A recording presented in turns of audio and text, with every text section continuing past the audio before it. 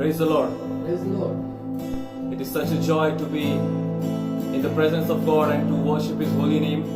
And we are going to praise the Lord and worship His holy name on this Sunday, the day which we have kept for God, the day which we have kept all the work aside and we have come before the throne of grace, and we are going to say to Him that, Lord, I worship you and I praise your holy name. आजच्या दिवशी आपण देवाची स्तुती करण्यासाठी त्या सानिध्यामध्ये आलो आहोत. आपण आजचा दिवस विभक्त केला आहे त्याची स्तुती आराधना करण्यासाठी, त्याचं नाव उंचावण्यासाठी. आपण आपले सर्व काम सोडून आपण हा दिवस विभक्त केला आहे आणि आपण ह्या दिवशी देवाची स्तुती करूया, त्याचं नाव उंचावणार आहोत आणि त्याच्या सानिध्यामध्ये त्या राजाच्या सिंहासनाजवळ आपण बसून त्याचे आभार मानणार आहोत. Hallelujah. Yes Lord, yes Lord. हो तेरी स्तुति और आराधना करता हूँ मैं तुझसे ये प्रार्थना, महिमा से तेरी तू इस जगह को भर, जो भी तू चाहे तू यहाँ पे कर. Hallelujah, hallelujah, Yeshu.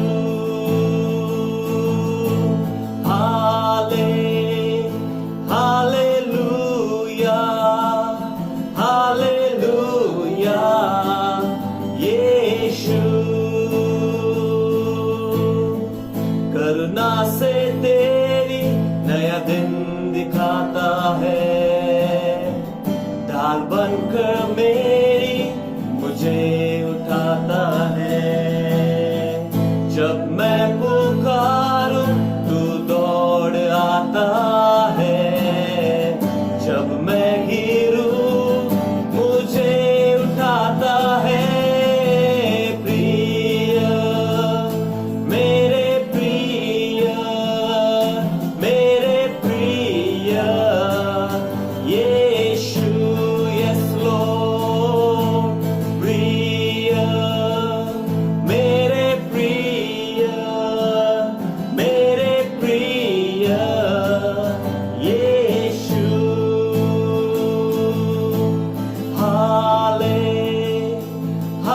Hallelujah, hallelujah, यीशु.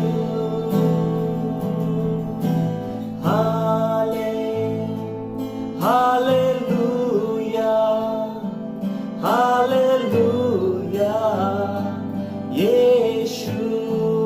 चला आपण त्याला म्हणूया पवित्र, पवित्र हो येशू. तू पवित्र. Yes Lord. तू पवित्र येशू. पवित्र, तू पवित्र, तू पवित्र येशू.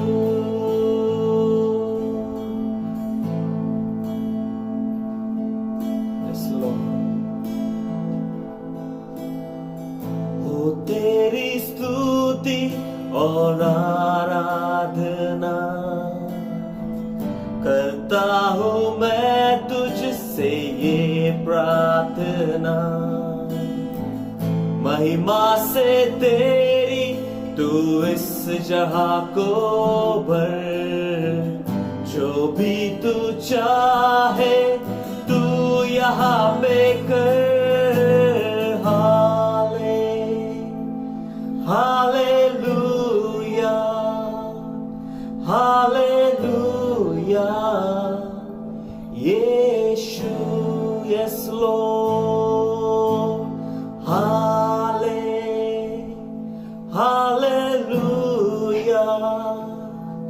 हालेलुया, यीशु.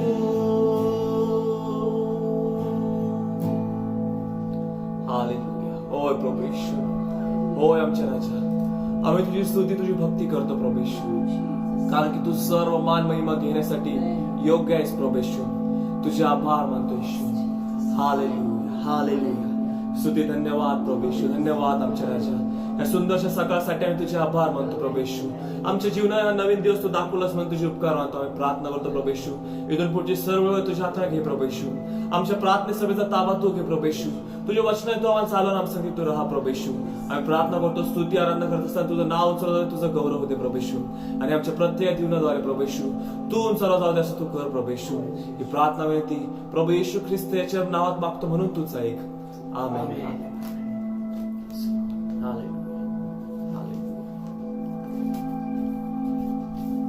आपण स्तोत्र वाचणार आहोत. स्तोत्र संहितेचा 150वा अध्याय.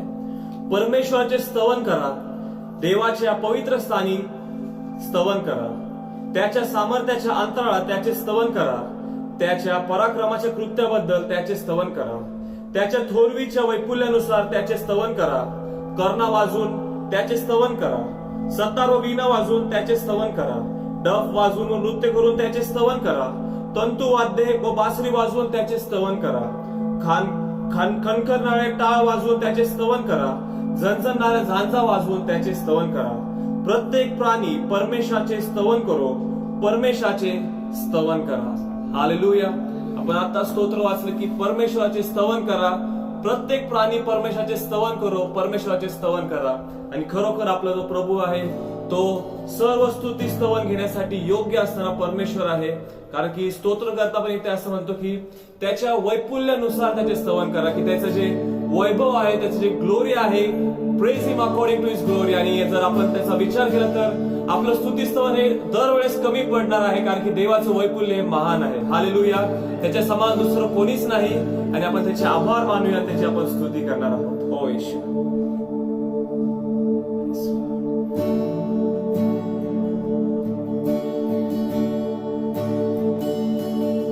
तेरी स्तुति मैं करूं, आराधना करूं दिल से, दिल से.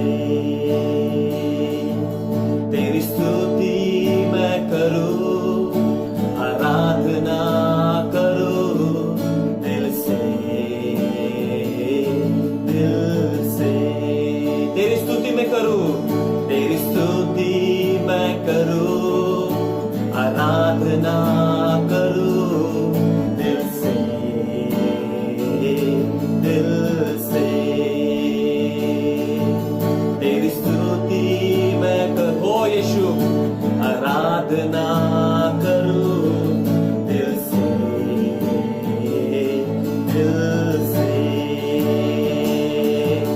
मेरी सांसों में तेरा नाम रहे, मेरी सांसों में तेरा नाम रहे. है प्रभु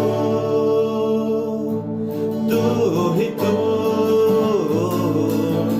तेरी स्तुति मैं करूं, आराधना करूं दिल से, दिल से. Yes Lord. तेरी स्तुति मैं करूं, आराधना करूं दिल से, दिल से. जहां मेरी नजर जाए वहां तेरी स्तुति हो. जहां मेरी नजर जाए वहां तेरी स्तुति हो. सारी दुनिया का रखवाला तू, सारी दुनिया का रखवाला तू है प्रभु. तू ही तू. तेरी स्तुति मैं करूं, आराधना करूं दिल से, दिल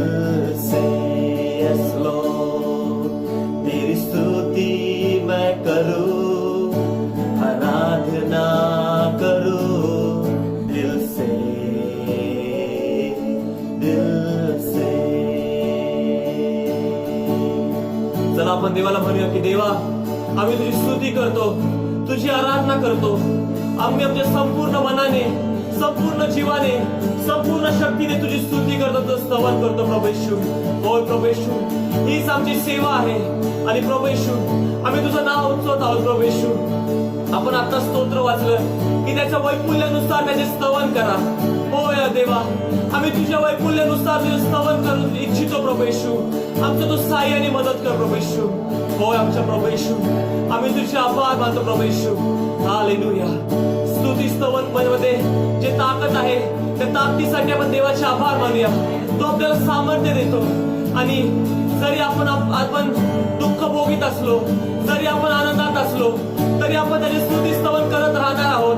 कारण की त्याच्या स्तुती स्तवनामध्ये आपल्याला नवीन सामर्थ्य भेटतं, त्याच्या स्तुती स्तवनामध्ये नवीन आनंद मिळतो आणि त्याचे आपण आभार मानणार आहोत. Yes Lord. खुशी और गम में साथ हो तेरा, प्रारंभ और अंत में नाम हो तेरा. खुशी और गम में साथ हो तेरा, ओ प्रारंभ और अंत में नाम हो तेरा. खुशी और गम में, खुशी और गम में साथ हो तेरा, साथ हो तेरा. Yes Lord. प्रारंभ और अंत में नाम हो तेरा. खुशी और गम, तू आमच्या बरोबर आहेस.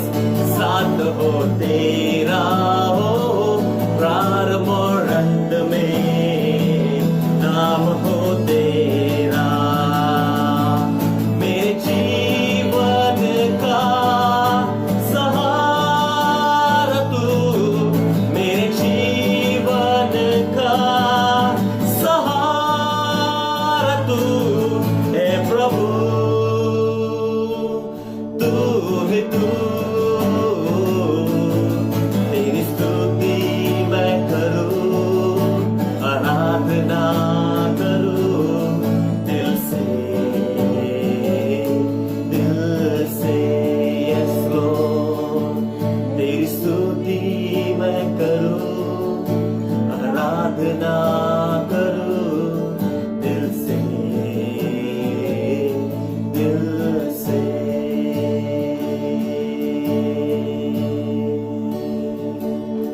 Yes lord. हालेलुया. स्तुती. धन्यवाद प्रभू येशू. धन्यवाद आमच्या राजा. हालेलुया. धन्यवाद प्रभू येशू. आम्ही आमच्या संपूर्ण मनाने, संपूर्ण शक्तीने, संपूर्ण जीवाने प्रभू येशू तुझी स्तुती करतो प्रभू येशू. कारण की तुझ्या स्तुती स्तवनामध्ये जे सामर्थ्य आहे, त्यासाठी आम्ही तुझे आभार मानतो प्रभू येशू. धन्यवाद प्रभू येशू. होय प्रभू येशू, आपण आताच गीत गायले की मेरे जीवन का सहारा तू. होय आमच्या राजा, हे आमच्या जीवनाचं प्रभू Yeshu, this is the baseline of a life. आपल्या जीवनाचं हे एक ध्येय असायला पाहिजे, किंवा आपल्या जीवनाचं हे महत्व आहे की प्रभू येशू ख्रिस्त आपल्या जीवनाचा सहारा आहे, म्हणून आपण पुढे जाऊ शकतो, म्हणून आपण त्याची स्तुती करू शकतो. आपण प्रत्येक काम आपण जे हाती घेतो त्या कामामध्ये आपल्याला यश मिळतं, कारण की आपल्या जीवनाचा जो सहारा आहे, आपल्या जीवनाचा जो आपल्या बरोबर आहे, तो म्हणजे प्रभू येशू ख्रिस्त आहे. होय प्रभू येशू, आम्ही तुझे आभार मानतो प्रभू येशू. धन्यवाद प्रभू येशू. धन्यवाद प्रभू येशू. आम्ही आमच्या संपूर्ण जीवाने, संपूर्ण शक्तीने, संपूर्ण मनाने तुझी स्तुती करतो प्रभू येशू. होय प्रभू येशू, आम्ही आमचा अंतःकरण तुझ्या समोर ओततो प्रभू येशू, आणि तुझी स्तुती स्तवन करतो प्रभू येशू. हालेलुया. स्तुती. धन्यवाद येशू. धन्यवाद प्रभू येशू. Yes lord. हालेलुया. धन्यवाद येशू. Yes Lord. तुझी स्तुती करतो प्रभू येशू. हालेलुया. धन्यवाद प्रभू येशू. धन्यवाद आमच्या राजा. हालेलुया. Yes Lord. दिल से आराधना करूं मैं इस सुबह से, नाम तेरा हिलूं मैं पूरे दिल से. चला आपण हे म्हणूया. आराधना करूं मैं इस सुबह से, नाम तेरा हिलूं मैं करता हूँ तेरा शुक्रिया मैं.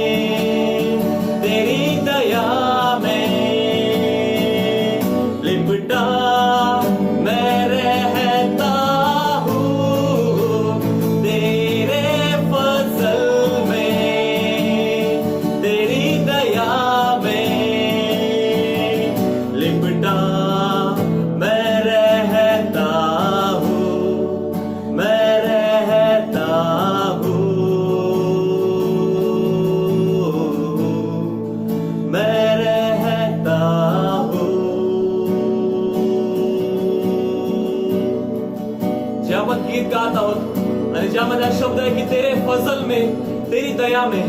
या शब्दाचा अर्थ असा आहे की देवाच्या आपण करुणेमध्ये आणि त्याच्या दयेमध्ये आपण लिपटलेले आहोत. त्याने वेष्टीला आहे, त्याने आपल्याला त्याभोवती आपल्याला ठेवलं आहे. The word in the song which says fazal, the song says that the Lord has protected me and the Lord has surrounded me with His kindness, with His grace and with His love. And we believe that He has surrounded us with His grace and with His love, and we are going to say that Lord, तेरे फजल में, तेरी दया में, लिपटा में रहता हूँ. Yes Lord, every day of my life I am surrounded by your grace and your kindness, O Lord, and your love, O Lord. And that is the reason I can face this day. That is the reason I can face tomorrow. Because, O Lord, you have surrounded me with your grace and with your love, O Lord. Hallelujah. जब होता हूँ बेचैन कभी तेरी रूह तब मुझको थामती है. जब होता हूँ बेचैन कभी तेरी रूह तब मुझको थामती है.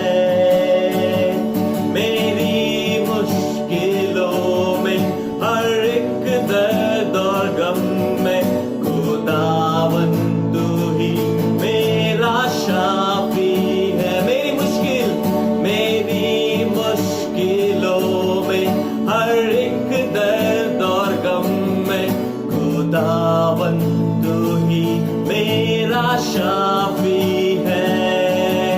करता हूँ तेरा शुक्रिया मैं प्रभु, करता हूँ तेरा शुक्रिया मैं, करता हूँ तेरा शुक्रिया मैं प्रभु, करता हूँ तेरा शुक्रिया.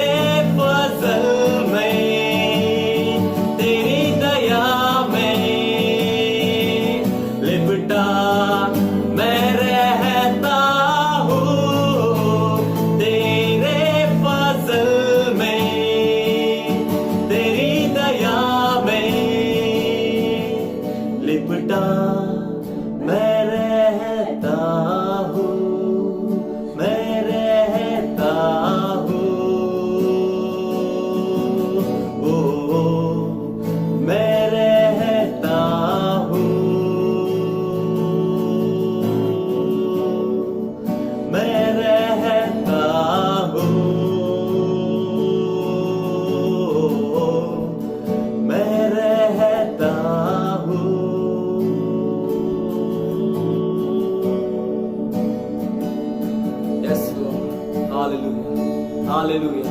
स्तुति धन्यवाद प्रभु यीशु. तेरे फजल में, तेरी दया में लिपटा में रहता हूँ. Thank you Lord Jesus. Thank you Lord for surrounding me with your grace and with your love, O Lord, with your kindness, O Master. And Lord, that is the reason I can face each and every day in my life. That is the reason that I can move forward, O Lord, because you have surrounded me with your grace, O Lord. Thank you Lord Jesus Christ. Hallelujah. Hallelujah. Yes Lord. Yes Lord. Lord, I submit this time into your holy hands, O Lord Jesus Christ. Take control of our lives, O Lord. आमच्या सर्वांच्या जीवनाचा ताबा तू घे प्रभू येशू. ही वेळ मी तुझ्या हातात समर्पित करतो माझ्या राजा. आमच्या जीवनाचा ताबा तू घे प्रभू येशू. जे वचन तू आमच्यासाठी पाठवलं आहे ते वचन आम्हाला स्वीकारण्यासाठी मदत कर प्रभू येशू. त्या वचनाप्रमाणे आम्हाला आचरण करण्यासाठी मदत कर प्रभू येशू. आणि प्रभू येशू, आजच्या नंतर आमचं जीवन हे बदलून जाऊ दे असं तू कर प्रभू येशू. आमच्या प्रत्येकाद्वारे प्रभू येशू तुझं नाव उंचावलं जाते, तुझं गौरव होते प्रभू येशू. संपूर्ण वेळ मी तुझ्या हातात समर्पित करतो आमच्या राजा. ही संपूर्ण वेळ प्रभू येशू ख्रिस्त याच्या ही प्रार्थना प्रभू येशू ख्रिस्त याच्या नावात मागतो म्हणून तूच जाईल. आमेन आमेन आमेन. Hallelujah. आज सकाळी आपल्या सगळ्यांचं प्रभू येशू ख्रिस्ताच्या मौलवान नावामध्ये मी स्वागत करतो. आपण जेथे कुठे आहात, देवाचे लोक आहात. देव आपल्यावर प्रेम करतो. देवावर विश्वास ठेवणार त्याचे प्रियजन जरी या लॉकडाऊनमुळे भक्ती करता चर्चमध्ये एकत्र येऊ शकले नसले तरीही माझी खात्री आहे की आज सकाळी आपण आपापल्या घरामध्ये प्रभूची भक्ती करण्यासाठी काही वेळ वेगळा केलेला आहे आणि माझी खात्री आहे की हा संपूर्ण एक तासभर आपल्यासाठी निश्चित आशीर्वादाचा झाल्याशिवाय असणार नाही. जे देवाच्या वचनाला महत्व देतात, जे प्रार्थनेला महत्व देतात, जे देवाला आपल्या जीवनामध्ये प्रथम स्थान देतात, जे भक्तीला महत्व देतात, त्यांना देव निश्चित अर्थानं आशीर्वादित करतो. अशानं नाही की मोबाईल ऑन केलं, 1-2 मिनिट पाहिले, निघून गेले, परत शेवटचे 1-2 मिनिट आले, अशांना आशीर्वाद मिळणार नाही. चर्चमध्ये आपण असं करत नाही की आपण येतो, 2 मिनिटं बसतो, बाहेर जातो आणि परत शेवटच्या प्रार्थनेत येतो. अशा लोकांबद्दल मी आज बोलत नाही. आज मी मुद्दाम मराठीमध्ये बोलत आहे, कारण आपण सर्वजण मराठी आहोत आणि मराठी आपल्या सगळ्यांना चांगलं समजतं. मला काय म्हणायचं जिथे कुठे आपण ऐकत आहात. जर आपण चर्चमध्ये असतो तर आपण तासभर व्यवस्थित एका जागी बसून देवाची भक्ती केली असते. जरी आपण घरामध्ये असलो याचा अर्थ हा नाही की आपल्याला एक गाणं आवडलं नाही, नंतर आपण येतो किंवा वचन बघायचं किंवा झोपून पुढं फॉरवर्ड करत करत आपण मेसेज ऐकायचा. याच्यासाठी ही भक्ती नाही. ही जी काय ऑनलाईन सर्व्हिस आहे यासाठी आहे की देवाचं वचन घरापर्यंत जेथे तुम्ही आहात तिथपर्यंत मला पोहोचवायचं. आणि अशाच लोकांना देव आशीर्वाद करणार आहे की जे दर रविवारी 1 तासभर वेगळा काढतील, प्रभूच्या चरणाजवळ बसतील, आपलं बायबल हातामध्ये घेतील, प्रार्थना करतील, देवाची गीतं गातील, आराधना करतील. अशांनाच देव आशीर्वाद करणार आहे हे मी निश्चित अर्थानं सांगतो. देवाचा सेवा करता मी तुम्हाला सांगतो. मी बाकी काही प्रॉफिसीवर वगैरे तसा काही प्रिचर नाही मी, पण मला एवढं माहिती आहे की जे देवाचा सन्मान करतात देव त्यांचा सन्मान करतो.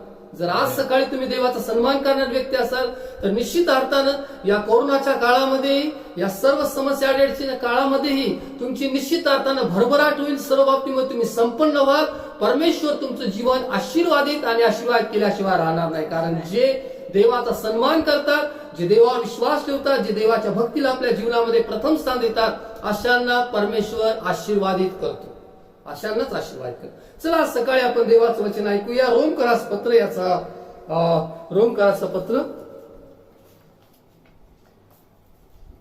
13वा अध्याय. रोमकरास पत्र याचा 13वा अध्याय आणि 11 वचनापासून तर 14 वचनापर्यंत. Romans chapter 13 verses from 11 to 14. समय ओळखून हे करा, कारण तुम्ही आता झोपेतून उठावे अशी वेळ आली आहे. कारण आपण विश्वास ठेवला तेव्हापेक्षा तारण आता आपल्या जवळ आले आहे. रात्र सरत येऊन दिवस जवळ आला आहे. म्हणून आपण अंधकाराची कामे टाकून द्यावी आणि प्रकाशाची शस्त्र सामग्री धारण करावी. दिवसाढवळ्या साजेल असे आपण शिष्टाचाराने चालावे. चैनबाजीत व मद्यपानात, विषयविलासात व कामासक्तीत, कलहात व मत्सरात नसावे. तर तुम्ही प्रभू येशू ख्रिस्ताला परिधान करा आणि देहवासना तृप्त करण्यासाठी तरतूद करू नका. आज सकाळी आपण देवाचं वचन ऐकत आहोत आणि माझी खात्री आहे की देवाचं वचन आमच्या आध्यात्मिक जीवनामध्ये एक परिणामकारी बदल आणण्याकरता समर्थ आहे. देवाच्या वचनामध्ये ताकद आहे. देवाचं वचन आमच्या पावलांकरता दिवा, आमच्या मार्गावर प्रकाश असा. आणि आज सकाळी एक आध्यात्मिक पालक या नात्याने मी आपल्याबरोबर संवाद साधत आहे या ऑनलाईन सर्व्हिसच्या माध्यमाच्या द्वारे. आणि निश्चितच माझी खात्री आहे की आजची सकाळी जी काही वचनं आहेत, परमेश्वराची वचनं आहेत, देवाची वचनं आहेत, देवाच्या मुखातून निघाला हा जो काही शब्द आहे हा आपलं जीवन बदलून टाकणार आहे. या वचनामध्ये 13वा अध्याय आणि 11 वचनामध्ये असं म्हटलं आहे की आता तुम्ही समय ओळखा, कारण तुम्ही आता झोपेतून उठावे अशी वेळ आली आहे. समय ओळखा. पहा ना, ज्या वेळेला नुकतंच मार्च महिन्यामध्ये सर्व जगभरामध्ये कोरोनाचं सावट होतं, त्यावेळेला किती जागृती आली. जे प्रार्थना करत नव्हते ते प्रार्थना करायला लागले, जे वचन वाचत नव्हते ते वचन वाचायला लागले, जे कधी संदेश ऐकत नव्हते संदेश ऐकायला लागले. पण कालांतराने हळूहळू या सगळ्या गोष्टी कमी झाल्या आणि मला तुम्हाला अगदी स्पष्ट सांगायचं आहे की मी तुमच्या लाईकसाठी हे काही करत नाही की तुम्ही मला लाईक पाठवावा किंवा तुम्ही कमेंट पाठवावी, याच्यासाठी हा काही खटाटोप नाही. हे जे काही आहे देवाचं वचन तुम्हाला समजावं म्हणून आहे. मला किती व्ह्यू आल्या त्या बाबतीत तसा मी माणूस नाही, कारण मी कधीच ऑनलाईन सर्व्हिसच्या फॉर्म मध्ये नव्हतो किंवा त्याच्या बाजूने मी नव्हतो. किती लाईक आले, किती व्ह्यू झाले त्याच्यासाठी नाही. हे जे आहे देवाचं वचन समजावं याच्यासाठी आहे. वचन सांगतं तुम्ही आता समय ओळखा. आपण कोणत्या समयामध्ये आहोत? शेवटच्या काळामध्ये आपण आहोत. आजूबाजूला पुष्कळ घडामोडी होत आहे. नुसतंच कोरोना नाही तर त्याच्याबरोबर जी काही जागतिक मंदी आहे त्या संदर्भामध्ये आपण पाहतो. भूकंपाविषयी पाहतो. जो ब्लास्ट किंवा जो स्फोट झाला मध्ये त्याच्यामुळे पुष्कळ लोक मृत्युमुखी पडले त्याच्याविषयी आपण ऐकतो. पूर आहेत त्याच्याविषयी आपण ऐकतो. किंवा जी अतिवृष्टी आहे त्याच्यामुळे होणार जे नुकसान आहे, ह्या सगळ्या गोष्टी, टोळधाड आता मागच्या आठवड्यात केनियामध्ये जे टोळधाड झाले, ह्या ज्या सगळ्या गोष्टी आहेत ह्या आपल्याला काय सांगतात? देवाचं वचन सांगतं इपिस्कराच्या पत्रामध्ये की तुम्ही सबोवर नजर ठेवून जपून चाला. ज्ञानासारखे वा अज्ञानासारखे होऊ नका. प्रभूची इच्छा काय ती समजून घ्या. आणि ज्यावेळेला आपण नवीन करार वाचतो याच्यामध्ये आपल्याला हे पाहायला मिळतं की जे सुरुवातीचे शिष्य आहेत त्यांनी प्रभू येशू ख्रिस्ताच्या दुसऱ्या आगमनासंबंधाने शिकवलं, सांगितलं आणि मंडळीनं प्रभू येशू ख्रिस्ताच्या दुसऱ्या आगमनाची तयारी करावी या संबंधाने त्यांनी उत्तेजन आणि बोध दिला. आणि आमच्यासाठी देखील हेच महत्वाचं आहे. प्रभू येशू ख्रिस्ताच्या दुसऱ्या आगमनासाठी आपली तयारी करणं, आपण तयार असणं हे खूप गरजेचं आहे. आणि म्हणून या वचनामध्ये असं म्हटलं आहे की समय ओळखा. पुढे म्हटलं आहे कारण तुम्ही आता झोपेतून उठावे अशी वेळ आली आहे. झोपेतून उठा. जी काही निद्रा आहे, जी काही आत्मिक जागृती ज्याला म्हणू आहे की अशा प्रकारे देवाचं वचन सांगतं आता उठा, झोपेतून उठा. पहा आजूबाजूला काय चाललेलं आहे. ज्यावेळेला मी योनाचं पुस्तक वाचतो, योनाच्या पुस्तकामध्ये मला पाहायला मिळतं की देवाच्या आज्ञा करून योनाचं पुस्तकाचा पहिला अध्याय आणि 3ऱ्या वचनामध्ये म्हटलं आहे की परमेश्वराच्या दृष्टीआड व्हावं म्हणून योना निनिवेला जायच्या ऐवजी तो तार्शिसात जायला निघाला. आणि मग त्याच्यानंतर 4थ्या वचनामध्ये सांगितलं की त्याच्यानंतर त्याला जहाज आढळलं आणि मग तो त्या जहाजामध्ये जाऊन बसला. त्यानंतर तो जहाजाच्या तळाशी गेला, तो झोपी गेला. पण 4थ्या वचनामध्ये सांगितले की तेव्हा परमेश्वराने समुद्रात प्रचंड वायू सोडला आणि समुद्रात असे मोठे तुफान झाले की जहाज फुटण्याच्या लागास आले. आणि मग पुढे म्हटलं आहे 5व्या वचनामध्ये खलाशी घाबरले, माल समुद्रात फेकून त्यांनी दिला आणि जहाजाच्या तळाशी जाऊन योना काय करत होता तर तो गाढ झोप घेत पडला होता. 5व्या वचनामध्ये सांगितलं आहे की एवढं सगळं जे वादळ आहे हे असताना देखील योना जो आहे तो त्या जहाजाच्या तळाशी म्हणजे जी काही रूम असेल, खोली असेल तिथे तो झोप घेत पडला. मला आश्चर्य वाटतं की आजूबाजूला एवढं सगळं तुफान आहे किंवा एवढी सगळी उलथापालथ होत आहे तरीही योनाला झोप कशी काय लागते? पुष्कळ लोक असे योनासारखे आहेत. अशा प्रकारचं आध्यात्मिक जीवन आहे की आजूबाजूला एवढी सगळी उलथापालथ होते तरीही अजूनही झोप घेत आहेत, आत्मिक निद्रावस्थेमध्ये आहेत. आणि अशा व्यक्तीकडे 6 वचनामध्ये म्हटलं आहे की तेव्हा जहाजाचा तांडेल त्याच्याजवळ येऊन म्हणाला, अरे झोप घेत काय पडलास?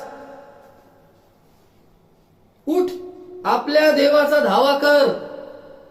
काय म्हटलं खलाशाने? तो काही यहुद्यांपैकी नव्हता, तो विदर्भी होता, विदेशी होता.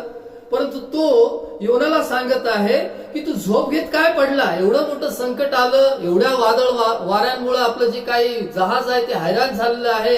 आम्ही सगळे प्रयत्न करत आहोत हे सगळं शांत व्हावं यासाठी, आणि तू काय झोप घेत पडलायस? उठ, आपल्या देवाचा धावा कर. आज सकाळी माझ्या भावानं, माझ्या बहिणीनं, जिथे कुठे आपण देवाचं वचन ऐकतात, मी तुम्हाला हे सांगत आहे, ही वेळ विश्वासारांनी झोपा काढायची नाही. ही वेळ उठून देवाचा धावा करण्याची वेळ आहे. समय ओळखा.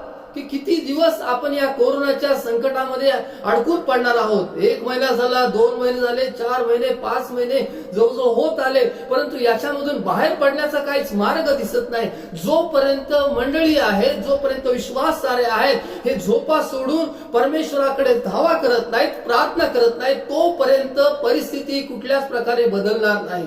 आम्हाला जर या परिस्थितीतून बाहेर यायचं आहे तर प्रत्येक विश्वासदाराने देवाचा धावा करणं गरजेचं आहे. हा जो काही खलाशी आहे तो या योनाकडे आला. तो म्हणाला, झोप घेत काय पडलास, उठ, आपल्या देवाचा धावा कर. कुणीतरी आम्हाला उठवणं गरजेचं आहे. मला असं वाटतं की कोरोनाचं जे काही महामारी आली की पुष्कळ लोक त्यांचे घर हल्लेले आहेत, त्यांची जीवनं हल्लेली आहेत, उद्ध्वस्त झालेले आहेत, कोलमडायला लागलेले आहेत, की कुठंतरी आता त्यांनी देवाकडे यावं, देवाचा धावा करावा, पाहावं देवाकडं, स्वर्गाकडे पाहावं की देवा माझ्या जीवनामध्ये असं का होत आहे, माझ्या नोकरीच्या बाबतीमध्ये असं का होत आहे, माझ्या कुटुंबाच्या बाबतीमध्ये का असं होत आहे, आरोग्याच्या बाबतीमध्ये अशा का समस्या निर्माण होत आहे. कुठंतरी आता आम्ही स्वर्गाकडे पाहण्याची वेळ आलेली आहे, देवाकडे पाहण्याची वेळ आली आहे की देवा आता याच्यातून तू आम्हाला बाहेर काढणार आहेस. या वचनामध्ये ज्यावेळेस आम्ही वाचतो योनाच्या पुस्तकामध्ये, खलाशीने त्याला सांगितलं, आपल्या देवाचा धावा कर, न जाणो तो देव आपल्याकडे लक्ष देईल, म्हणजे आपला नाश व्हावायचा नाही. तो म्हणतो तुझ्या देवाचा धावा कर. त्याला तर माहित नाही योनाचा देव कोण आहे, कारण पुढे योनाने त्याला सांगितलं की मी जिवंत देवाचा उपासक आहे वगैरे, परंतु त्यानं सांगितलं की उठ, तुझ्या देवाचा धावा कर, तो देव आपल्याकडे लक्ष देईल. ज्या वेळेला आपण देवाचा धावा करतो, देव आपल्याकडे लक्ष देतो. हालेलुया. ज्या वेळेला आपण देवाचा धावा करतो, कारण देवाच्या वचनामध्ये म्हटलं आहे 2 इतिहास 7:14 मध्ये, ज्यास माझं नाव दिलं आहे ते माझे लोक दीन होतील, माझ्या दर्शनाविषयी उत्सुक होतील, आपल्या दुष्ट मार्गापासून परावृत्त होतील, बाजूला होतील, तर स्वर्गातून मी त्यांची विनंती ऐकेन आणि त्यांच्या देशातून क्लेश नाहीस करेन. तुमच्या घरामध्ये समस्या आहेत, अडचणी आहेत, तुमच्या नोकरीच्या ठिकाणी अडचणी आहेत, तुमच्या आरोग्याविषयी समस्या आहेत आणि सगळं जर काही उद्ध्वस्त झालंय, तर आज सकाळी मी तुम्हाला आव्हान करतो, आज सकाळी देवाचं सेवक केल्यानंतर मी तुम्हाला उत्तेजन देतो की देवाचा धावा करा. तो लक्ष देणारा देव आहे, तो आमच्याकडे पाहणारा देव आहे आणि तो आमचे क्लेश नाहीसे करणारा देव आहे. हालेलुया. त्या येशूवर आम्ही विश्वास ठेवतो. त्या देवाकडे ज्यावेळेस आम्ही पाहतो, या वचनामध्ये योना जो आहे हा झोप घेत पडलेला आहे. झोपा काढून किंवा देवाचा धावा न करता प्रश्न सुटणार नाही. ही वेळ आहे समय ओळखण्याची, ही वेळ आहे झोपेतून उठण्याची, ही वेळ आहे जाग होण्याची. ज्यावेळेला प्रभू येशू ख्रिस्त आपल्या शिष्यांबरोबर गेतशेमने बागेमध्ये प्रार्थनेसाठी गेले आणि तो त्याच्या शिष्यांना सांगितले की तुम्ही इथे बसा, प्रार्थना करा. आणि थोडस पुढे जाऊन तो प्रार्थना करत असताना त्याने परत येऊन पाहिलं तर शिष्य झोपे गेले. एकदा तसं झालं, दोनदा तसं झालं, तिसऱ्यांदाही तसंच झालं. आणि मग येशूने सांगितलं की तुम्ही परीक्षेत पडू नये म्हणून जागृत राहा आणि प्रार्थना करा. तुम्ही परीक्षेत पडू नये म्हणून जागृत राहा.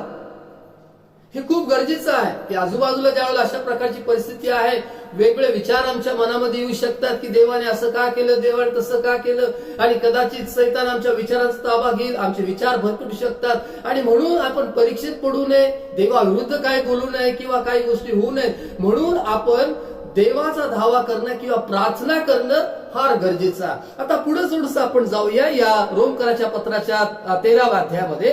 पुढे म्हटलं आहे की कारण आपण विश्वास ठेवला तेव्हापेक्षा तारण आता आपल्या जवळ आले आहे, रात्र सरत येऊन दिवस जवळ आलाय. काय म्हटलं आहे या वचनामध्ये की आता रात्र सरत येऊन दिवस जवळ आला आहे. आपण विश्वास ठेवला त्यापेक्षा तारण आता आपल्या जवळ आलेलं आहे. तारण जवळ आलं आहे म्हणजे तारणारा जवळ आलेला आहे, देवाचं येणं जवळ आलेलं आहे, प्रभू येशू ख्रिस्ताचं दुसरं आगमन हे जवळ आलं आहे. अशा प्रकारे देवाचं वचन आम्हाला शिकवतं. वचनामध्ये म्हटलं आहे की रात्र सरत येऊन दिवस जवळ आला आहे. या दिवसाविषयी प्रत्येक विश्वासाला माहीत असणं खूप गरजेचं आहे. हा दिवस जो देवानं नेमलेला आहे, हा असा दिवस असणार आहे. देवाच्या वचनामध्ये अनेक ठिकाणी याच्या संदर्भामध्ये उल्लेख पाहायला मिळतो. स्वतः प्रभू येशू ख्रिस्तानं असं म्हटलं आहे की मी येईन, मी पुन्हा येईन. प्रभू येशू ख्रिस्तानं म्हटलं की पहा मी लवकर येतो. प्रभू येशू ख्रिस्तानं म्हटलं पहा मी लवकर येतो आणि तो मेघांवर आरूढ होऊन येणार आहे आणि या दिवसाची आम्ही वाट पाहत आहोत. येशूच्या दुसऱ्या आगमनाची आपण वाट पाहत आहोत. प्रभू येशू ख्रिस्त पुन्हा येणार आहे आणि या दिवसाविषयी देवाचं वचन सांगतं की रात्र सरत येऊन दिवस जवळ आला आहे, म्हणजे त्याच्या आगमनाचा दिवस जवळ आलेला आहे. प्रभू येशू ख्रिस्त पुन्हा गौरवानं येत आहे, याच्याविषयी देवाचं वचन आम्हाला जागृत करतं. काही वेळेला आपण इतके बेफिकीर आहोत, असं वाटतं की आपण अमरत्व घेऊन आलो, आपण कधीच मरणार नाही किंवा प्रभू येशू ख्रिस्त येणारच नाही, अशा प्रकारचं आपण जीवन जगत आहोत. पण देवाचं वचन ज्यावेळेस आम्ही वाचतो आम्हाला पाहायला मिळतं, देवाच्या वचनामध्ये म्हटलं आहे, उद्याची खात्री मारू नको, कारण एका दिवसात काय होईल हे तुला समजत नाही. तसंच परमेश्वर जो आहे किंवा देवाचं जे येणं आहे याच्याविषयी आम्हाला माहित नाही. आपण त्या दिवसाविषयी जागृत असलं पाहिजे, तयारीत असलं पाहिजे. प्रगटीकरणाच्या पुस्तकामध्ये म्हटलं आहे की जसा चोर येतो तसा प्रभूचा दिवस येतो, आणि म्हणून आपण अंधाराची प्रजा नाही, आपण दिवसाची प्रजा आहोत, आपण प्रकाशाची प्रजा आहोत. आपण प्रभू येशू ख्रिस्ताच्या दुसऱ्या आगमनासाठी तयार असणं खूप गरजेचं आहे. आपण विश्वासणारे आहोत, आपण त्याच्या येण्याची आपण वाट पाहत आहोत. आणि वचन सांगतं की रात्र सरत येऊन दिवस जवळ आला आहे. हा जो दिवस आहे जो प्रभू येशू ख्रिस्ताच्या येण्याचा दिवस आहे, तोपर्यंत एक काळ देवाने दिलेला आहे, तो आहे कृपेचा काळ. की आजच्या या कृपेच्या काळामध्ये म्हणजे येशूचं आगमन होईपर्यंत आम्हाला पश्चातापाची संधी देवाने दिलेली आहे. आमच्या पापांबद्दल पश्चाताप करणं, कारण या रोमकरच्या पत्रामध्ये जो तारणाविषयीचा जो सिद्धांत आहे तो खूप चांगल्या प्रकारे सांगण्यात आलेला आहे. रोम 3:23 मध्ये म्हटलं आहे की सर्वांनी पाप केलं आहे आणि ते देवाच्या गौरवाला उणे पडले आहेत. एवढंच नाही तर रोम 6:23 मध्ये असं म्हटलं आहे की पापाचं वेतन मरण आहे, पण देवाची कृपादान आपल्या ख्रिस्त येशूमध्ये सार्वकालिक जीवन आहे. एवढंच नाही तर देवाचं वचन रोमकरच्या पत्राच्या 5व्या अध्यायामध्ये म्हटलं आहे की त्याच्या रक्ताने आपण नीतिमान ठरलो आहोत आणि त्यामुळे आपण भावी क्रोधापासून आपण तारले जाणार आहोत. रोमकरच्या पत्राच्या 6व्या अध्यायामध्ये आपण असं लिहिलं, 6व्या अध्यायामध्ये असं लिहिलं आहे की कृपा वाढावी म्हणून आपण पापात राहू नये, पाप करीत राहू नये. देवाने आपल्यावर कृपा केलेली आहे, त्यानं आपल्याला आपलं तारण केलं आहे. आणि पुष्कळ सुंदरशी वचनं या रोमकरच्या पत्रामध्ये आपल्याला पाहायला मिळतात. आणि या 13व्या अध्यायामध्ये जो 12व्या अध्यायामध्ये ख्रिस्ती जीवित क्रमाचा जो नियम दिलेला आहे किंवा आपण ख्रिस्ती या नात्याने कसं जीवन जगलं पाहिजे याच्याविषयी तिथे लिहिण्यात आलेलं आहे की आमचं जीवन कशा प्रकारे आपण जगायला पाहिजे. आणि मग आता 13व्या अध्यायामध्ये म्हटलं आहे की दिवस जवळ आलेला आहे. आज सकाळी माझ्या भावानं माझ्या बहिणी मला तुम्हाला हे सांगायचं आहे, दिवस जवळ आला आहे. प्रभू येशू ख्रिस्ताचं आगमन जवळ आलं आहे, तो पुन्हा लवकर येत आहे. त्यानं म्हटलं मी येतो, पहा मी लवकर येतो. आणि पुढं या वचनामध्ये म्हटलं आहे की रात्र सरत येऊन दिवस जवळ आला आहे. म्हणून काय करायचं आपण, म्हणून आपण अंधकाराची कामे टाकून द्यावी. काय करायला सांगितलेलं आहे, अंधकाराची कामे टाकून द्यायची. आता कोणत्या कोणत्या कामांना किंवा कोणत्या कोणत्या गोष्टींना अंधकार म्हटलेला आहे आपल्याला पाहायला मिळतं 13 वचनामध्ये. चैनबाजीत, मद्यपानात, विषयविलासात व कामासक्तीत, कलहात आणि मत्सरात नसावे. चैनबाजी आणि मद्यपान, दारू पिणं देवाच्या वचनाला मान्य नाही. मद्यपान, दारू प्यायला देवाचं वचन परवानगी देत नाही. व्यसनाला देवाचं वचन परवानगी देत नाही, कारण देवाचं वचन सांगतं तुमचं शरीर देवाचं मंदिर आहे, देवाचा पवित्र आत्मा तुमच्यामध्ये वस्ती करतो. जर कोणी देवाच्या मंदिराचा नाश करेल तर देव त्याचा नाश करेल. आज सकाळी जे कोणी देवाचं वचन ऐकत आहात, जर तुम्ही दारू पित असाल, कुठलंही व्यसन करत असाल, तर यावेळेला तुमच्या या पापांबद्दल देवाला क्षमा मागा आणि देवाला प्रार्थना करा की देवा या बंधनातून तुम्हाला सोडो, याच्यातून तुम्हाला सोडवण्याकरता समर्थ आहे. जर तुम्ही अनेकदा प्रयत्न केला दारू सोडण्याचा किंवा सिगारेट न ओढण्याचा, तुम्ही अनेक वेळेला प्रयत्न केला असेल, व्यसन सोडण्याचा प्रयत्न केला असेल, वेगळी व्यसनं असतील, परंतु तुम्हाला जर ते काही जमलं नसेल तर आज सकाळी प्रार्थना करा. जिथे कुठे तुम्ही देवाचं वचन ऐकत आहात की देवा याच्यातून तुम्हाला बाहेर काढ, तुम्हाला एक चांगलं जीवन जगण्यासाठी मदत कर, मला एक व्यसन विरहित जीवन जगण्यासाठी तुम्हाला मदत कर, एक नवीन जीवन जगण्यासाठी मला मदत कर. कारण रोमकराच्या पत्राच्या 12व्या अध्यायामध्ये म्हटलं आहे की या युगाबरोबर समोर होऊ नका, आपल्या मनाच्या नवीकरणानं आपल्या स्वतःचं रूपांतर होऊ द्या, तुमच्या स्वतःचं रूपांतर होऊ द्या. द्या. देवाचं वचन आम्हाला जे शिकवतं त्याप्रमाणे जसजसा तो दिवस जवळ येत आहे आपण अंधकाराची कामे टाकून द्यावीत असं देवाचं वचन सांगतं. चैनबाजीत खा प्या मजा कर, बस त्याला काय म्हटलं आहे, चैनबाजी कर. बरेच लोक असंच जीवन जगतात, उद्याचं पुढे बघित नाही. उद्याचा दिवसाविषयी चला आज आहे, आजचा दिवस आपण जगूया. इतकं बिनधास्त होऊ नका, असं राहू नका की देव येणारच नाही किंवा आम्ही मरणारच नाही असा विषय. नेहमीच हा विषय किंवा हे लक्षात ठेवा की प्रभू येशू ख्रिस्त येत आहे आणि मला प्रभू येशू ख्रिस्ताच्या न्यायसनासमोर उभं राहायचे. देवाचं वचन उपदेशिकाचं पुस्तकाच्या 12व्या अध्यायामध्ये म्हणत आहे की आता सगळं काही तुम्ही ऐकलं आहे, सर्वांचं सार किंवा सारांश हा आहे, समारोपामध्ये हे आहे. तो म्हणतो की देवाचं भय धर आणि त्याच्या आज्ञा पाळ, मनुष्य कर्तव्य काय ते एवढंच आहे आणि देव सगळ्या बऱ्या वाईट गोष्टींचा झाडाझडती घेणार आहे, हिशोब घेणार आहे. आम्हाला आमच्या जीवनाचा देवाला हिशोब द्यायचा आहे.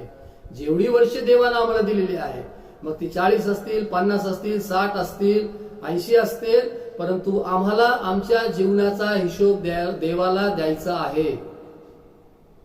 आणि म्हणून वचनामध्ये म्हटलं आहे की अंधकाराची कामे टाकून द्या. व्यसनामध्ये जीवन जगत आहात, वासनांमध्ये वचन सांगते की तुम्ही विषय विलासात आणि कामासक्तीत तुम्ही नसावेच. जे काही वासनेनं भरलेलं जग आहे, या जगामध्ये देवाची लोक या नात्याने, विश्वास या नात्याने आमच्या स्वतःला या गोष्टीपासून आपण अलिप्त ठेवणं खूप गरजेचं आहे. पुढे म्हटलं आहे की मत्सरात आणि कलहात, कलह, भांडण, मत्सर, द्वेष याच्यामध्ये आपलं जीवन आपण ठेवू नये किंवा याच्यामध्ये आपण राहू नये. भांडणं, वाद, हाणामारे हे जीवन नाही. कारण आपल्याला माहित आहे की तो दिवस जवळ येत आहे. रात्र सरत येऊन दिवस जवळ, या वचनामध्ये जवळ येत आहे नाही, या वचनामध्ये म्हटलं आहे दिवस जवळ आला आहे.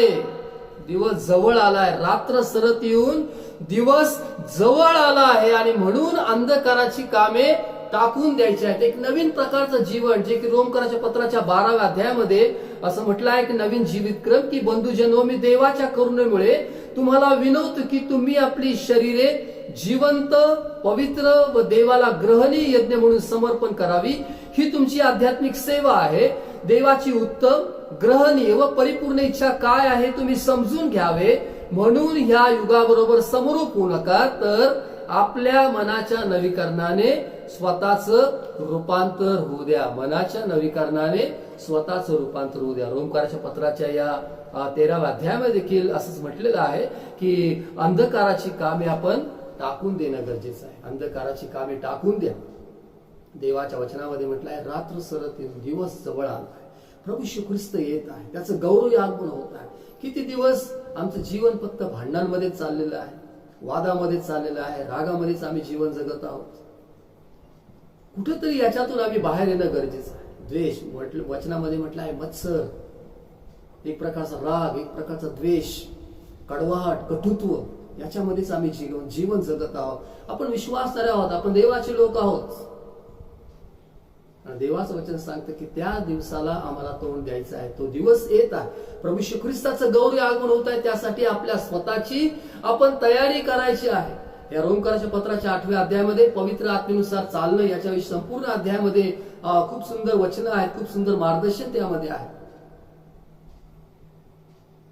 जर तुम्ही आत्म्याच्या प्रेरणेने चालत तर तुम्ही देहवासना पूर्ण करणारच नाही, अशा प्रकारचं वचन या रोमकाराच्या पत्राच्या 8व्या अध्यायामध्ये म्हटलं आहे. रोमकाराचं पत्र याचा 8वा अध्याय आणि या 8व्या अध्यायामध्ये असं म्हटलं आहे की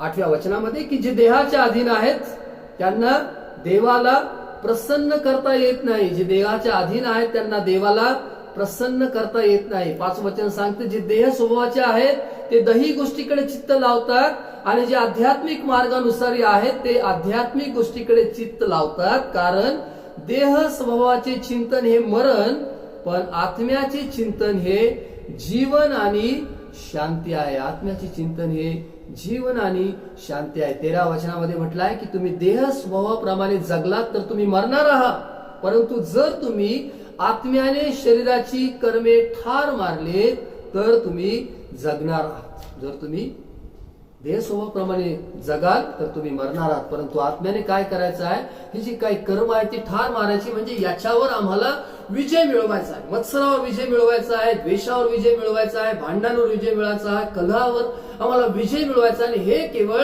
आत्म्याच्या द्वारेच होणार आहे, देवाच्या पवित्र आत्म्याच्या द्वारेच. कारण पवित्र आत्म्याची जी फळं आहेत, गलतीकरास पत्राच्या 5वा अध्याय 22 आणि 23 मध्ये सांगितल्याप्रमाणे की प्रीती, आनंद, शांती, सहनशीलता, ममता, चांगुलपणा, सौम्यता, इंद्रिय दमन, ही जी काही पवित्र आत्म्याची फळं आहेत, आत्म्याच्या द्वारेच आपण देहाची जी काही कर्म आहेत किंवा शरीराची कर्मे आहेत याच्यावर आपण विजय होणार आहोत. कारण आपण प्रभू येशू ख्रिस्ताच्या दुसऱ्या आगमनाची तयारी करत आहोत. आपल्या स्वतःला आपण तयार करत आहोत. देवाचं वचन सांगतं की आता तुम्ही झोपेतून उठावाशी वेळ आलेली आहे, अंधकाराची कामे टाकून द्या. आणि काय म्हटलेलं आहे, आणि प्रकाशाची शस्त्र सामग्री धारण करा. रोमकरास पत्र याचा 13वा अध्याय आणि 12 वचन. अंधकाराची कामे टाकून द्यावी आणि प्रकाशाची शस्त्र सामग्री धारण केली पाहिजे. प्रकाशाची शस्त्र सामग्री धारण करायची म्हणजे प्रभू येशू ख्रिस्ताला परिधान करायचं आहे, स्वीकारायचं आहे, आपल्या जीवनामध्ये त्याला आमंत्रित करायचं. एवढंच नाही तर प्रभू येशू ख्रिस्ताच्या वचनाप्रमाणे जीवन जगायचं. कारण तो प्रकाश आहे. वचन सांगतं की तुम्ही प्रकाशाची शस्त्र सामग्री तुम्ही धारण करा. म्हणजे प्रभू येशू ख्रिस्त जो प्रकाश आहे, स्वतः प्रभू येशू ख्रिस्ताने म्हटलं आहे, मी जगाचा प्रकाश आहे, जो मला अनुसरतो तो अंधकारामध्ये चालणार नाही. मत्ते कृषी वर्तमानाच्या जे काही डोंगरावरचं प्रवचन आहे त्याच्यामध्ये प्रभू येशू ख्रिस्तानं म्हटलं की तुम्ही जगाचं प्रकाश आहात.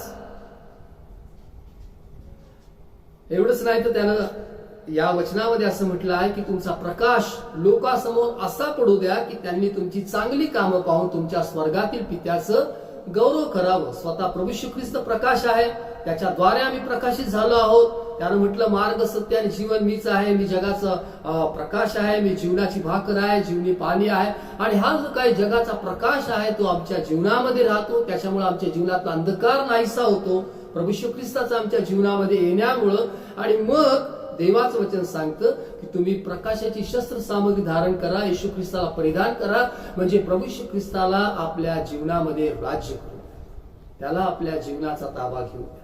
त्याला आपल्या जीवनामध्ये ज्याप्रमाणे संत पाऊल असं लिहितो की आता मी जगतो असं नाही तर ख्रिस्त माझ्या ठाई जगतो. माझं जे काही जीवन आहे ते देवाच्या पुत्रावरील विश्वासाच्या द्वारे. तो म्हणतो आता मी जगतो असं नाही तर ख्रिस्त माझ्या ठाई जगतो. प्रभू येशू ख्रिस्ताला परिधान करणं म्हणजे प्रभू येशू ख्रिस्तामध्ये राहणं आहे, प्रभू येशू ख्रिस्ताबरोबर जीवन जगणं आहे. प्रभू येशू ख्रिस्त जसं चालवेल त्याप्रमाणे जीवन जगणं आहे. आणि तो येईपर्यंत मंडळी या नात्याने आम्हाला अशा प्रकारचं जीवन जगायचं आहे जे देवाच्या वचनाला अपेक्षित आहे, जे या पवित्र शास्त्रामध्ये सांगितलेलं आहे. देवाचं वचन सांगतं तुम्ही झोपेतून उठाव अशी वेळ आलेली आहे आणि म्हणून दिवस जवळ आला आहे. प्रकाशाची शस्त्र सामग्री धारण करा. तुम्ही पुढे म्हटलं आहे की देववासना तृप्त करण्यासाठी तुम्ही तरतूद करू नका. प्रभू येशू ख्रिस्ताला तुम्ही परिधान करा, कारण आपण शेवटच्या काळामध्ये राहत आहोत. आणि म्हणून मला तुम्हाला हे सांगायचं आहे, ज्या वेळेला रविवारचा दिवस आहे, देवाचं वचन सांगतं की यशाच्या पुस्तकामध्ये, यशाचं पुस्तक 58 अध्याय, यशाचं पुस्तक 58 अध्याय आणि 13 वचनामध्ये जे शब्बाताविषयी लिहिलेलं आहे. जरी आपण शब्बात पाळत नाही, परंतु प्रभू येशू ख्रिस्तासाठी जो रविवारचा दिवस आहे, जो पुनरुत्थानाचा दिवस आहे, त्या दिवशी ज्या वेळेला आपण भक्ती म्हणतो, एक दिवस देवासाठी आपण वेगळा केला. आणि त्या दिवशी काय करायचं, या जुन्या करारात ज्याप्रमाणे इस्रायल लोकांना देवानं मार्गदर्शन केलं आणि सांगितलं की तू शब्बाताची पायवल्ली करणार नाहीस, माझ्या पवित्र दिवशी आपला उद्योग धंदा करणार नाहीस, शब्बात आनंद दिन आहे, परमेश्वराचा पवित्र व सन्मान्य दिन आहे असे म्हणून त्याचा आदर करशील व त्या दिवशी आपले कामकाज करणार नाहीस, आपला धंदा चालवणार नाहीस, वायफळ गोष्टी बोलत बसणार नाहीस, तर तू परमेश्वराच्या ठाई हर्ष पावशील. ज्या वेळेला लोक शब्बाताचं पालन करत त्यावेळेला देव त्यांना आशीर्वाद देत होता. शब्बात यासाठी होता की तो दिवस परमेश्वरासाठी वेगळा केलेला आहे. जरी आज आपण नियमशास्त्राधीन नाही, आपण कृपेच्या अधीन आहोत, याचा अर्थ देवासाठी दिवस वेगळा करायचं नाही असं होत नाही. 7 दिवसातला एक दिवस आणि विशेष करून जो रविवारचा दिवस आहे, ज्या दिवशी प्रभू येशू ख्रिस्ताचं पुनरुत्थान झालं, कारण प्रभू येशू ख्रिस्त शब्बाताचा धनी आहे, तो प्रभू आहे.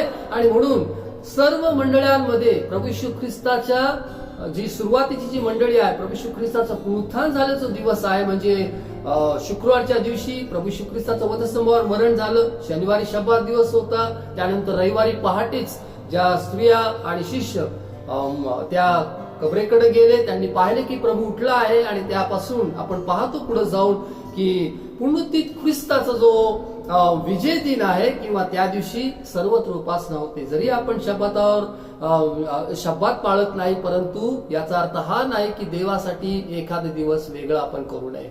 जर आपण रविवारची उपासना करत आहोत तर देवाचं वचन सांगतं की माझा जो पवित्र दिवस आहे, आपला उद्योग धंदा करणार नाही, शब्बात आनंद दिन आहे, पवित्र आणि सन्मान्य दिन आहे असे म्हणून त्याचा आदर करशील, आपलं कामकाज करणार नाहीस, तर परमेश्वर तुला आशीर्वाद देईल. तू परमेश्वराच्या ठाई आनंदित होशील, परमेश्वराच्या ठाई हर्ष पावशील.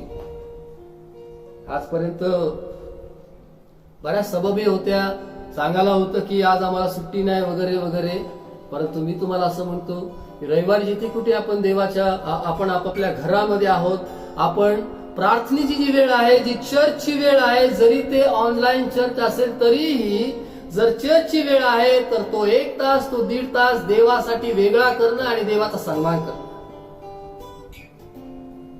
आपला उद्योगधंदा या वचनामध्ये म्हटलंय की शब्बात आनंद दिन आहे आणि म्हणून आपला उद्योगधंदा करणार नाहीस. आता आपले उद्योग म्हणजे आपण काम धंदे नाही करत, उद्योगधंदा काय चाललं सध्या माहितीये का?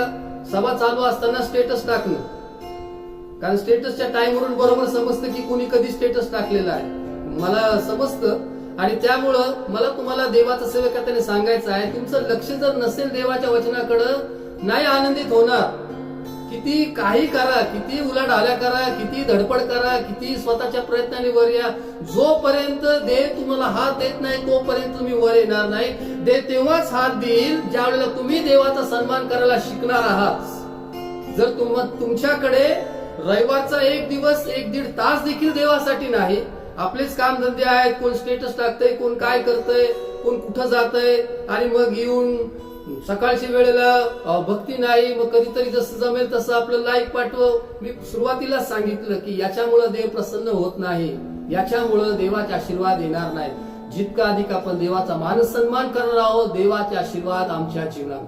हा फक्त अपवादात्मक स्थिती जी आहे की काही ठिकाणी काही जे आहे त्यांना कामावरून सुट्टी नाही असे लोक फक्त, परंतु जे आज यावेळेला घरामध्ये आहेत, घरामध्ये असून पण जे देवाचं वचन ऐकत नाही, ज्यांनी बायबल देखील उघडलेलं नाही, बायबल घेऊन बसलेले आहेत, गाणे गाताना देवाची स्तुती आराधना करत नाही, तर मला तुम्हाला दुःखाने सांगायचं आहे की आपण आपल्या स्वतःच्या आध्यात्मिक जीवनाचा विचार करा, कारण आपण झोपेतून उठावे अशी वेळ आलेली आहे. जर आपण देवाचा सन्मान करायला जर शिकलो तर देव आपलं जीवन आशीर्वादित करेल. वचनामध्ये म्हटलं आहे की तू वायफळ गोष्टी बोलत बसणार नाही. फार सुंदर वचन आहे. यशाचं पुस्तक 58 अध्याय आणि 13 वचनामध्ये म्हटलं आहे की आपला धंदा चालवणार नाहीस, वायफळ गोष्टी बोलत बसणार नाहीस. सगळं बोलायला वेळ आहे पण देवाच्या विषयी बोलायला वेळ नाही, चर्चा नाही देवाच्या वचनाविषयी, बाकीचं सगळं चाललेलं आहे. तर त्या वायफळ गोष्टी जर आपण करत बसलो आहोत, आशीर्वाद नाही मिळणार, आशीर्वाद मिळणार नाही. योनासारखं झोप घेत पडलाय, आजूबाजूला संकट आहेत, आजूबाजूला घरात ही समस्या ती समस्या, हा आजारी झाला की तो आजारी, याची आर्थिक समस्या, त्याचं काय भांडण, तिथं काय वाद, एवढे सगळे घराला धक्के बसत आहेत, घर सगळं हालत आहेत. परंतु तरी जर झोपा काढत असाल तर आज सकाळी देवाचं सहकार्याने मला तुम्हाला हे अगदी स्पष्ट सांगायचं आहे की हा आमच्या करता एक इशारा आहे की आता आपण झोपेतून उठणं गरजेचं आहे. त्या खलाशाने सांगितले, उठ, देवाचा धावा कर, देवाचा धावा करा, झोपेतून उठा, समय ओळखा, कोणत्या दिवसामध्ये आपण राहत आहोत. आपण देवाचे लोक आहोत, निवडले लोक आहोत. देवाचा सन्मान करायला आपण शिकूया. जर आपण देवाचा सन्मान करणार आहात तर देवाचं वचन सांगतं, तर तू परमेश्वराच्या ठाई हर्ष पावशील. तुम्ही आनंदित असाल, नेहमीच तुम्ही आनंदित राहाल, तुम्ही जयस्थाने आक्रमण कराल म्हणजे तुम्हाला विजय मिळेल. परमेश्वर तुम्हाला उच्च स्थानावरून चालू देईल, म्हणजे जीवनामध्ये तुम्हाला प्रमोशन येईल, तुम्हाला बढती मिळेल. हे सगळं होईल ज्यावेळेस तुम्ही देवाचा सन्मान करायला शिकणार आहात, देवाच्या दुसऱ्या आगमनासाठी स्वतःची तयारी करणार. निश्चितच परमेश्वर तुमचं जीवन आशीर्वाद आणि आनंदित केल्याशिवाय राहणार. देवाचा सेवकाने आज सकाळी मला तुम्हाला हे सांगायचं आहे, या वचनाच्या द्वारे मला तुम्हाला उत्तेजन द्यायचं आहे. समय ओळखा, आपण झोपेतून उठावा अशी वेळ आलेली आहे. अंधकाराची कामे टाकून द्या, प्रकाशाची शस्त्र सामग्री धारण करा, कारण येशू येत आहे. राजांचा राजा आणि प्रभूंचा प्रभू येत आहे. आपण प्रार्थना करूया. Hallelujah, hallelujah, hallelujah. Oh Yeshu, hallelujah, hallelujah, hallelujah, hallelujah. पहा, आपल्या स्वतःचा विचार करूया, आपल्या आध्यात्मिक जीवनाविषयी विचार करूया की माझ्याकडे माझ्या देवाला देण्यासाठी ह्या रविवारच्या दिवशी 1 तास आहे का, 1.5 तास आहे का, की जो फक्त मी देवासाठीच दिलेला आहे, कुठलं इतर काम न कर. सुरुवातीपासून शेवटपर्यंत प्रभूच्या स्तुती आराधनेमध्ये सहभागी होऊन, देवाचं वचन ऐकून, प्रार्थनापूर्वक आजच्या दिवसाचा मी सन्मान करत आहे का? पहा, आपल्या स्वतःचा विचार करा.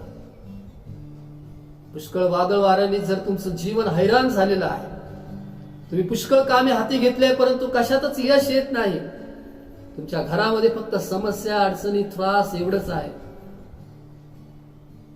तुमचे घर खूप उलथापालथ होत चाललेले आहे, तर आज सकाळी त्याच्यावरचा उपाय देवाच्या वचनामध्ये आहे.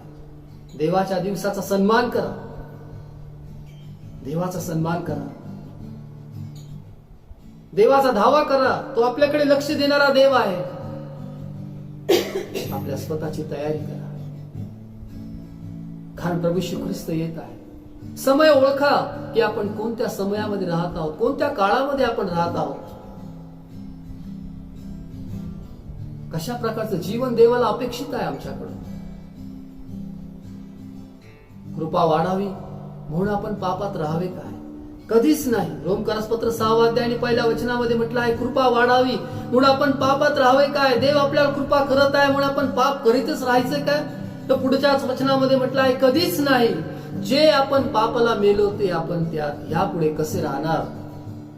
आपण पापाला मेलो आहोत, आपलं तारण झालं आहे, आपण देवाचे लोक आहोत. अंधकार सोडून द्या, प्रकाशाकडे या, प्रकाशाची शस्त्र सामग्री धारण करा. दिवस ओळखा, समय ओळखा, दिवस जवळ आला आहे, येशू येत आहे. हालेलुया, हो हालेलुया, हालेलुया, हालेलुया, हालेलुया. धन्यवाद, धन्यवाद, धन्यवाद येशू. तुझं वचन आमच्या पावलांकरता दिवा, आमच्या मार्गावर प्रकाश आहे बाबा. हो येशू, हालेलुया. धन्य तुझं नाव, धन्य तुझं नाव येशू. Hallelujah. Oh Yeshu, hallelujah, hallelujah, hallelujah, hallelujah. ओ हालेलुया, हालेलुया, हालेलुया. वो दिन लौटला, वो दिन लौटला, वो दिन लौटला, वो दिन लौटला.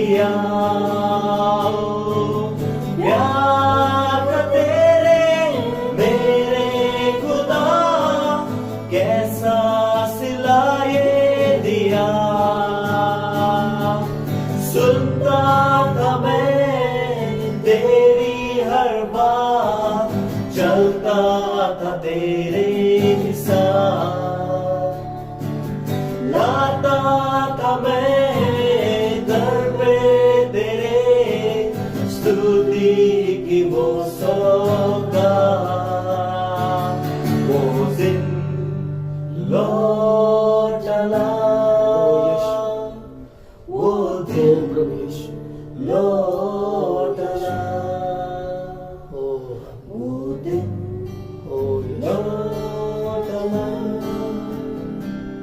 उदे हो हालेलुया. देव बापा, आज सकाळी आमच्या सर्वांची प्रार्थना हीच आहे की पुन्हा एकदा आमच्या जीवनामध्ये ते दिवस आण की ज्या दिवशी आम्ही तुझं वचन ऐकण्याकरता उत्सुक होतो. आमच्या जीवनामध्ये पुन्हा ते दिवस आण की ज्या वेळेला आम्हाला प्रार्थना करण्याकरता मोठा आनंद होत होता. आमच्या जीवनामध्ये तो दिवस पुन्हा आण की जिथे तो भक्तीचा आनंद आम्हाला मिळत होता. तुझं वचन ऐकत असताना आम्हाला आनंद होत होता. प्रभू येशू, ते दिवस आमच्या जीवनामध्ये परत आण प्रभू. या शेवटच्या काळामध्ये राहत असताना मी हीच प्रार्थना करतो. तुझा दिवस जसं जवळ येत आहे, जवळ आला आहे प्रभू, आम्ही प्रार्थना करतो. आमच्या जीवनामध्ये एक आत्मिक जागृती दे प्रभू. आम्ही समय ओळखावा यासाठी आमचे नेत्र उघड प्रभू येशू. आम्हाला मदत कर. तुझ्या वचनानुसार जीवन जगण्यासाठी आम्हाला मदत कर प्रभू येशू. तुझ्या दुसऱ्या आगमनासाठी आमच्या स्वतःची तयारी करत असताना तुझ्या पवित्र आत्म्याच्या द्वारे आम्हाला मार्गदर्शन कर बाबा. कारण कोणाचा नाश व्हावी तुझी इच्छा नाही, तर सर्वांचं तारण व्हावी तुझी इच्छा आहे प्रभू. अंधकाराची कामे टाकून देण्यासाठी आम्हाला मदत कर. प्रकाशाची शस्त्र सामग्री धारण करण्यासाठी, प्रकाशात राहण्यासाठी आम्हाला मदत कर. देवबापा, सकाळी मी प्रार्थना करतो, आज प्रत्येक जण तुझं वचन ऐकत आहे, जे माझे भाऊ, ज्या माझ्या बहिणी जेथे कुठे आहे तुझं वचन ऐकत आहे प्रभू. प्रत्येक जीवनात तू स्पर्श कर, आशीर्वाद दे प्रभू. देवबापा, पवित्र आत्म्याच्या महान सामर्थ्यानं भर प्रभू. देवबापा, जीवनामध्ये काही समस्या आणि अडचणी असतील त्या तू दूर कर प्रभू. देवबापा, ह्या ज्या समस्या अडचणी आहेत, ज्या संसाराच्या चिंता आहेत किंवा द्रव्याचा लोभ आहे, मोह आहे, त्याच्यामुळे जर वचनाची वाढ त्यांच्या जीवनामध्ये जर खुंटली असेल तर देवबापा, आज हे सर्व चिंता, काळजी, मोह सर्व दूर कर प्रभू. देवबापा, आणि पुन्हा त्यांच्या जीवनामध्ये वचन वाढीस लागू दे. त्यांचं जीवन पुन्हा फलद्रूप कर प्रभू येशू, आणि 100 पट पीक येऊ दे बापा. प्रभू येशू, मी प्रार्थना करतो, प्रत्येक जीवन तुझ्या कृपेनं भर, तुझ्या वचनांनी भर प्रभू. देवबापा, आम्हाला समजू दे की तू येत आहेस. आम्हाला समजू दे की आमच्या जीवनाचा आम्हाला हिशोब द्यायचा आहे. आम्हाला समजू दे की आम्ही शेवटच्या काळामध्ये राहत आहोत. तुझी कृपा आमच्यावर असू दे बापा. प्रभू, मी प्रार्थना करतो यावेळेला जे आजारी त्यांना स्पर्श कर, त्यांना चांगलं आरोग्य दे प्रभू. देवबापा, जी सर्व या कोरोनाच्या काळामध्ये वेगवेगळ्या प्रकारच्या सेवा करत आहेत, वैद्यकीय क्षेत्रामध्ये आहेत किंवा गव्हर्नमेंटमध्ये आहेत प्रभू. देवबापा, पोलीस खात्यामध्ये आहेत किंवा जे सर्व कर्मचारी आहेत, इतर सर्व गोष्टी करणार प्रभू, त्याचं विशेष सहाय्य कर अशी मी प्रार्थना करतो. देवबापा, प्रार्थना करतो प्रत्येक विश्वासाला तू आशीर्वाद कर प्रभू. देवबापा, तुझ्या वचनामध्ये वाढण्यासाठी सहाय्य करतो. जे पतनातील जीवन जगत आहे, जे तुझ्या वचनापासून दूर आहेत प्रभू. देवबापा, आज सकाळी त्यांना तू स्पर्श कर प्रभू. त्यांना पुन्हा तुझ्या मार्गामध्ये अशी प्रार्थना करतो. जे काय जे येशू ख्रिस्ताच्या नावात तुझ्याकडे मागितलं दिलंस, आभार मानतो, तुला धन्यवाद देतो. येशूच्या नावात मागतो, आमेन. परमेश्वर तुम्हाला आशीर्वाद दे व तुमचं संरक्षण करो. परमेश्वर आपला मुख प्रकाश तुमच्यावर पाडो व तुमच्यावर कृपा करो. परमेश्वर तुमच्याकडे प्रसन्न मुख करो आणि तुम्हाला शांती देऊ. पित्याच्या, पुत्राच्या, पवित्र आत्म्याच्या नावात, आमेन. ख्रिस्ताची शांती आपल्या अंतर्गत राज्य करो. माझी खात्री आहे की आज सकाळी आपण देवाचं वचन ऐकलेलं आहे, आणि जर तुमचे नातेवाईक, तुमचे मित्र जे विश्वासणारे आहेत त्यांना सांगा आजचा संदेश, आणि त्यांना सांगा इथून पुढे अंधकाराची कामे टाकून द्या, प्रकाशाची शस्त्र सामग्री धारण करा. देवाचा दिवस पवित्र आणि सन्मान्य दिन आहे म्हणून त्याचा आदर करा. कोणतीही सभा चुकू नका. जरी ऑनलाईन सर्व्हिसमुळे एकाच वेळेला वेगळ्या ठिकाणी तुम्हाला ऑप्शन्स असतील, परंतु त्या ऑप्शनमुळे आत्मिक जीवनामध्ये कुठलाच बदल होणार नाही.